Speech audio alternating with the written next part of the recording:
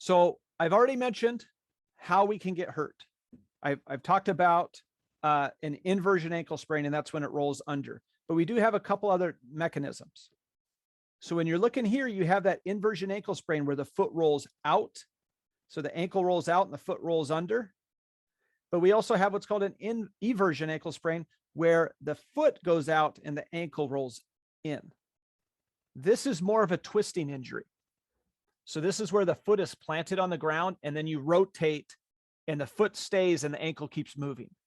That's typically where you see that. So football players will get the eversion ankle sprain more. And that's common because they're running with the ball and somebody tackles their leg and they're still trying to get away and then they get hit. So it just goes and twists a planted foot, but the body keeps rotating. In life, we don't see this as much. There's not a lot of times where we have the foot planted and the body keeps going unless we're doing a sport related activity, basketball, some type of cutting, soccer, other. So pickleball. But the inversion is typically where it happens. Now, this is where I want to talk about right here. We have athletes that get what are called a high ankle sprain. And people will reference it as a high ankle sprain. Oh, they got a high ankle sprain. They're going to be out for a while. And people will say, well, a high ankle sprain sometimes is worse than a fracture because it takes longer to heal. And there is some truth to that.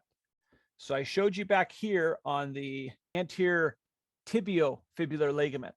So this here is part of the high ankle sprain, not down below, which is the low ones. So this, and then if you see this little structure right here, that's part of the interosseous membrane between the two bones.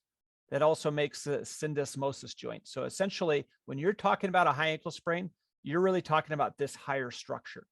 And the reason this is significant, I'm going to spend a little time here, is because when you get a planted foot with a twist, it can tear that anterior tibiofibular ligament, this high ligament. And the reason that this is so traumatic and it takes so much to heal is because those two bones are being held together through that ligament and that syndesmosis, that membrane that's between it. So when I talked about before, you get this little house that goes over the top and you have the talus that goes between. Well, really the house that goes over the top are two bones. That's the tibia and the fibula. But what holds them together? What prevents them from just separating and flopping out to the side besides the skin, which won't hold it a ton? It's mainly that syndesmosis membrane, but also the anterior tibiofibular ligament. So when this ligament gets torn, then it allows those two bones to separate a little bit, which causes more trauma. And when would it separate? Well, every time you take a step, it's ramming the heel up into the talus, which then rams it up into that house. And since it's not stable anymore, you get mild separation with every step. So picture an athlete that needs to run, cut, jump, move. And every time they try and run, cut, jump, or move, that gets rammed right up into the joint and the tibia and the fibula spread just a little bit. Chronic irritation.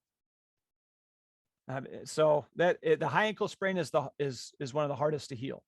And sometimes they come in, they actually run a pin from the fibula over to the tibia, and they drill right through the bones and they put a wire right through it. And then they cinch it up really tight.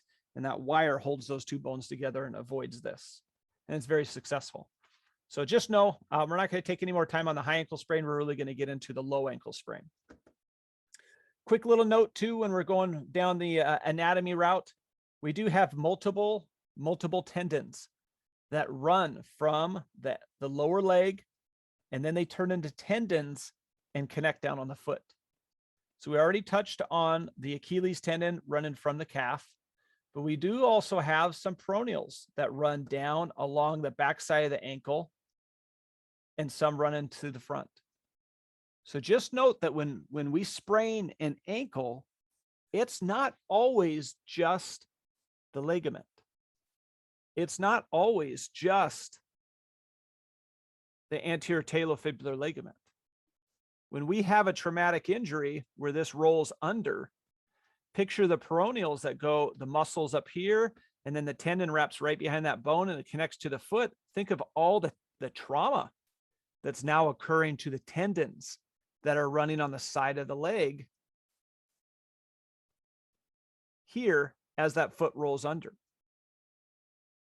So we're not only just talking about the ligaments, we're also talking about the muscles and the tendons around there.